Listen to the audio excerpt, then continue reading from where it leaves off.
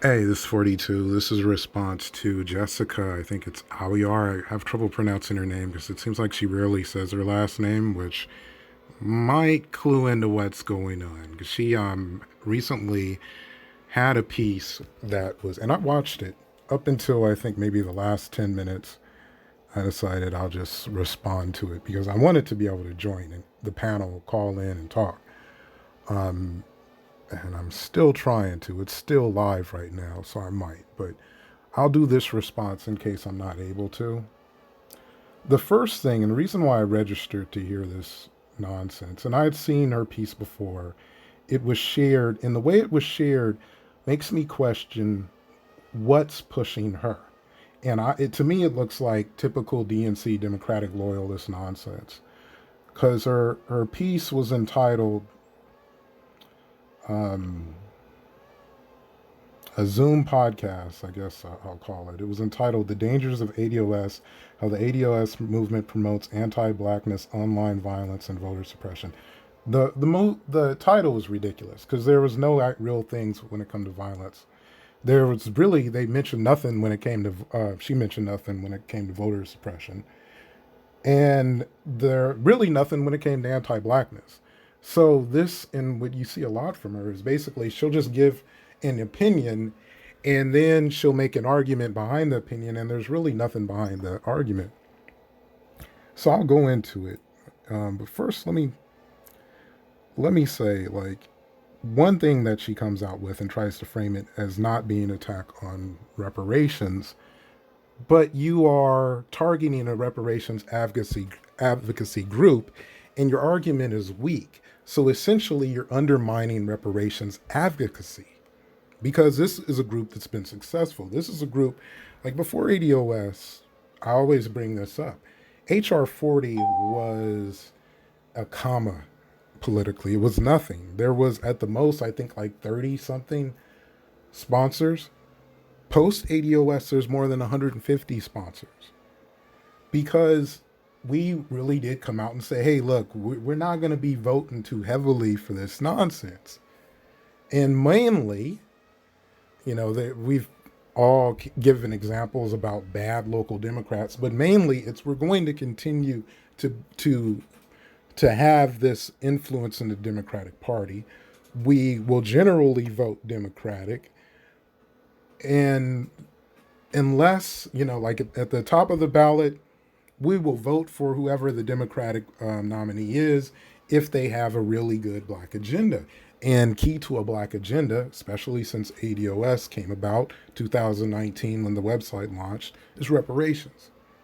And we're not getting enough of that to value a Biden Harris ticket. It's just been weak. It's been so weak that during one of the debates, and I've mentioned this before, when Biden was asked about reparations, the mother, I won't say it, he started talking about immigration. When Kamala Harris was asked, I think it was about reparations, when she had that response, I'm not going to say I'm only going to do something that's only going to benefit black people. No. And people have tried to argue that this was political. Look, there's a way you can say that uplifting and paying the debts to African Americans will benefit the country at large without saying it like that and putting that extra rolled neck no, which shows you that Kamala Harris is at least part Negro. But anyway, it hasn't been strong. Like when you really want to see Kamala Harris get on the front foot and put some bass in her voice, listen to how she sound when she went to proclaim support for Israel during, I think it's called APAC or whatever. I might be butchering that, but listen to her then. Jessica also said that this was a serious conversation, but the frame is too accusatory and there's not enough hard evidence. It ends up being the type of argument that you hear from white supremacists, where black people can't do for themselves, that this has to be created by white people within our ulterior movement and all that and blah, blah, blah. That's what we're getting. And they made the argument about PFER, which really is not an argument. Like PFER, what they're saying, this is such a non-argument because you're starting with the Southern Poverty Law Center, who also says that the NOI is a hate group, says that PFER is a, I don't know if they say that they're a hate group or a potential white supremacist group, because they were influenced by a white supremacist. Now, PFER is a immigration reform group. And the reason why they, and I will say to a degree that they are, and I can't even say they're masking themselves as progressive, because there is an aspect of progressive government where we are protectionists when it comes to middle income and low income jobs. And yes, certain types of immigration in certain neighborhoods can have an effect on that. Now, the problem where Jessica really loses it is, I mean, I could really go in deeper into PFER because, but there's something about PFER that really just doesn't fit her argument.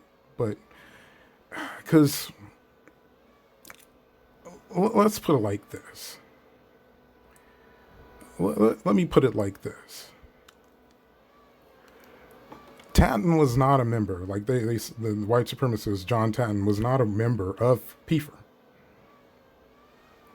And Yvette Carnell, the reason why she kept mentioning that it's an excuse that she wasn't paid, there's no excuse. Yvette Carnell said, look, I'm on PFER, and common sense, if you know politics, you know that if they want to reform immigration and limit immigration, they want to do it more from a progressive standpoint, because then they can say, hey, we're keeping the unemployment rate low and all that. And Yvette Carnell has a history of being a progressive, and a Democrat. So they've worked with other Democrats who share the same protectionist ideals, and that's how it works. So there you go. Like that's a good match. And then from Yvette's point of view, she can monitor them. We already have Project Takeover as part of the ADOS agenda. So now she can see, are they really trying to reform immigration progressively, or is this make America whiter? Well, here's the thing. Immigration makes America whiter. And this is one thing that Jessica didn't mention. I asked the question, didn't really get to it. Maybe she talked about it later. Let me even check right now. Oh my goodness. Now she's talking about how ADOS pastor calls marginal groups pimps. People of color, immigrants, minorities, physically challenged, which is basically all lives matter, which is what BLM has become to an extent. So that's, now she's talking about xenophobia and online attacks. Right now, I'm looking at who is funding her, because this isn't making any sense, because immigration makes America less black. Only 9%. You could look at the Pew analyst, I think it's called Pew Research. I can pull it up right here.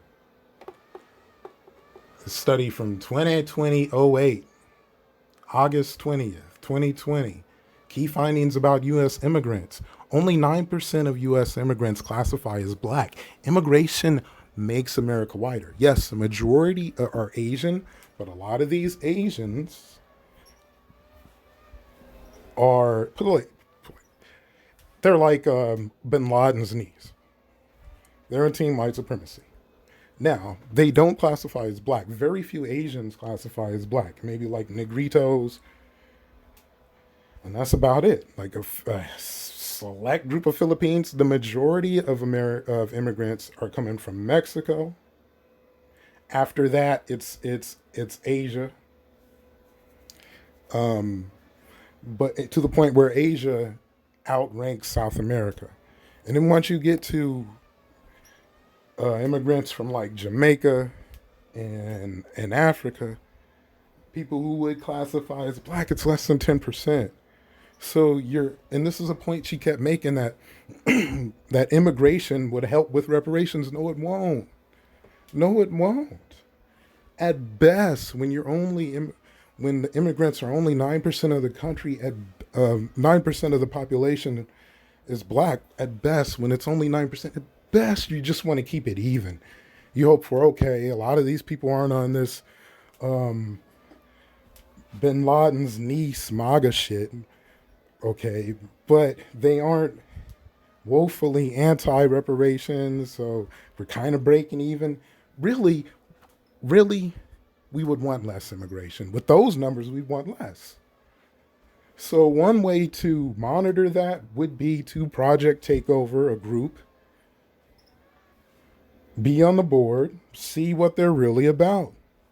Because we're getting screwed when it comes to immigration. Even if, let's say, we're in a neighborhood where it has nothing to do with unemployment, okay, and that's a case by case argument. I don't really get into that because I don't know the numbers for that, and I can say Jessica doesn't either.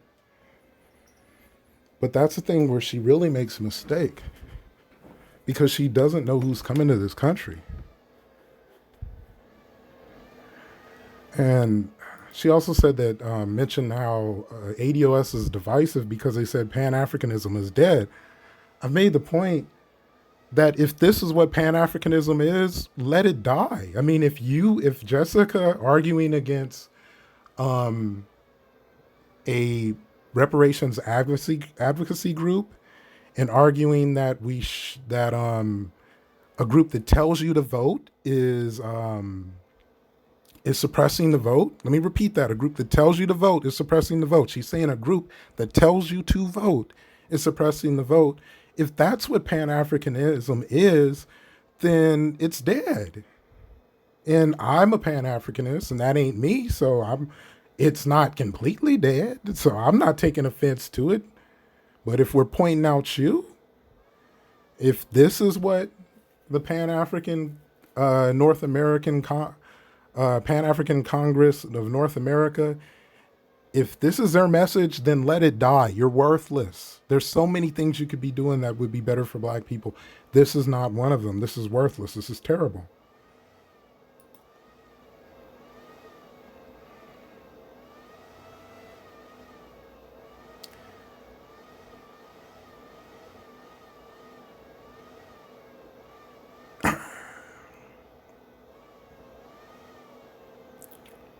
And now she's getting into some personal thing on Twitter because some dude blocked her after saying that she was slandering ADOS. Yeah, I'd have blocked you too. Your argument is weak, Jessica. Reparations, and she doesn't make a argument against reparations. So I'm like, if you're pro reparations, then you should be pro reparations advocacy, and you should not be against people who are saying, hey, we can't vote for a politician who, when was asked about reparations, started talking about immigration. We can't vote for that. Why are you? I mean, this is basically voter shaming, not voter suppression. It's voter shaming coming from her. The voter suppression is coming from her, not from ADOS. We're saying go out and register, vote Democrat. And if Biden and Kamala Harris, if they get their act together, vote for them. Well, right now, they're not even close to having their act together. So a lot of this doesn't make any sense because you're saying it's voter suppression when it's not. But even if you're saying because they're saying vote down ballot, then you're not making an argument that they're presenting anything to vote for that's worthy. I mean, if she would have made an argument that was 100% about COVID, I would have maybe said, okay, at least that's practical. At least that's sensible. Because I just made a video talking about COVID and how the cult MAGA group combined with COVID is going to mess up America badly. But Biden hasn't shown that he's worthy to really deal with it. This is the type of thing that a more liberal group, like even though I have my issues with Bernie Sanders, he would have been a lot better to deal with COVID. Andrew Yang would have been a lot better to deal with COVID because he was about, giving people some money. Now you can give them money to quarantine and kill COVID. You'd also have a lot less unemployment. Andrew Yang would have been good. Bernie would have been good. Mike Gravel would have been groovy great. It would take a more liberal agenda, like with ADOS and reparations. Like what I'm getting from Jessica, is neoliberalism. Wanton destructive neoliberalism. that not voting for Biden and Kamala Harris is voter suppression when they're not offering anything. She's not making a case for them.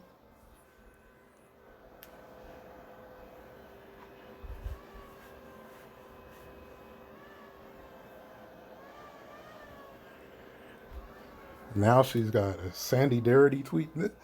This, I want to look at who's paying her. Because as Jessica said, Piefer's not paying even. Who's paying her? Now, I know she's came out and like when she was introduced, she had done some work with TV1. This looks like I said, neoliberalism. Looks like DNC. Attack ADOS, attack a reparations movement to get people to vote for nothing and to get people to support immigration when it doesn't even work with immigration. Like it doesn't work. What she's saying is that immigration would make America browner. Well, maybe a little bit browner, but not blacker. Because, like I said, we're 13% of the population. If the immigrants that are black are 9%, it's decreasing blackness. It's decreasing political leverage. Especially when you have people like Lovey that get awards from the NAACP for making an argument against reparations. You know, white supremacy, as Neely Fuller said, they like to play both sides. So they put themselves in win-win situations. And that's why we get it from not just the Candace Owens right-wing blacks that sell us out. We get it from the Juan Williams and the left-wing blacks who might not be as noticeable or out in front, but that's what they come with. Like immigration good, but not look at the numbers and realize that it makes America less black. But it makes America brown.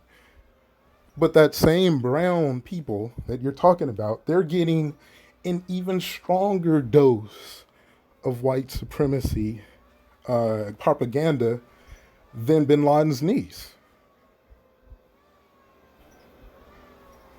You know, she's getting that MAGA shit and it's sinking into her from across the world.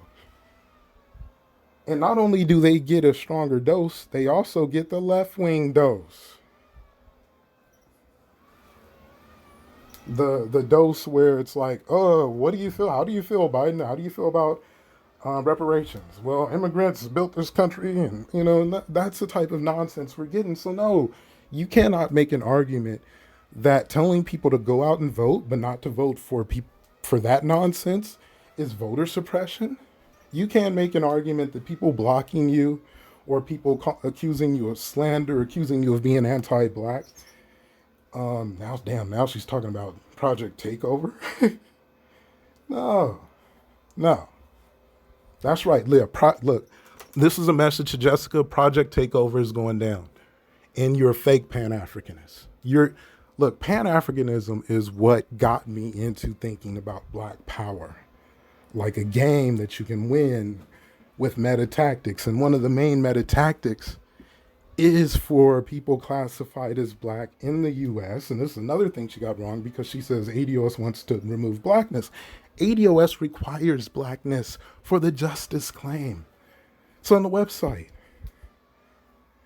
Yes, we'd like to kill race, which is not going to happen in our lifetime. That's something that would happen once you've had a generation receive reparations and you've had a shift in power. Then you can talk about being raceless.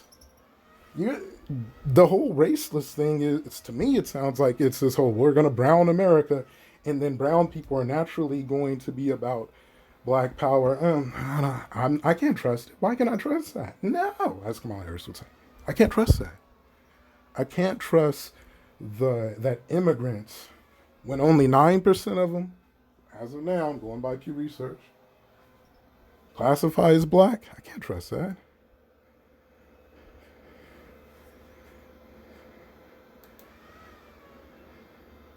Let me double check. Is it really only 9%? Yep. I'm screenshotted. 38% Asian, 31% Hispanic, which basically in context, if you say you're Hispanic and you also have white and black as an option, that's basically saying you mix. Like you got some Indian in you and probably some black and white too. 20% white. So in relation to blackness, immigration makes us more white, and 9% black.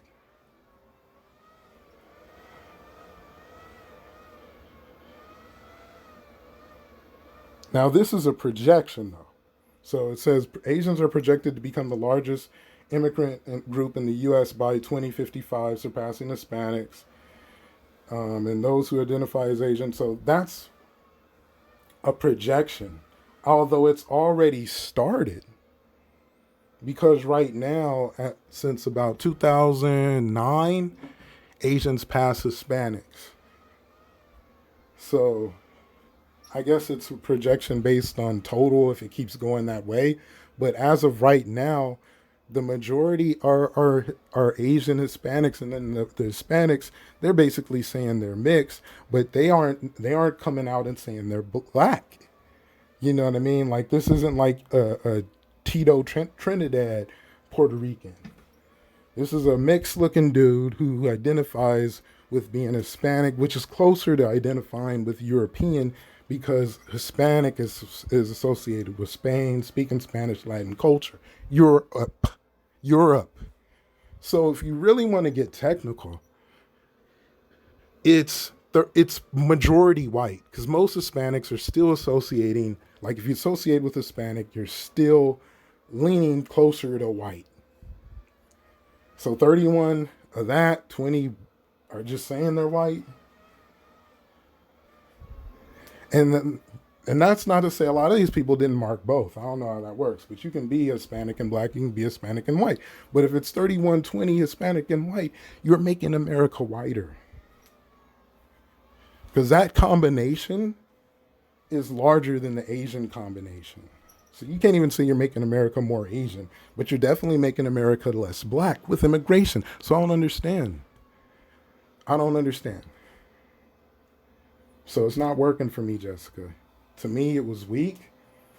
The whole thing with PFER is a reach. Because look, if we're going to have that double standard, you were associated with a group that was associated with a white supremacist. You know, RIP to Chad Boseman. Walt Disney was a white supremacist. But, you know, there's degrees of separation. With ADOS, she was telling people, like Yvette was telling ADOS at the time that she was with PFER and why, and it made sense. It was smart. It was smart for her to join PFER. It's smart to see what's going on. It's smart. Like, look, we're in the belly of the beast. Some things that we do, some employer that I might have, that you might have, is associated with a white supremacist. So if you have somebody that's trusted, and I can say I trust Yvette because I've listened to her. I don't think she's a flawed individual like the most of us, but I can say I trust her to go deeper into the belly of the beast, into the colon, and check some shit out. And that's all she was doing.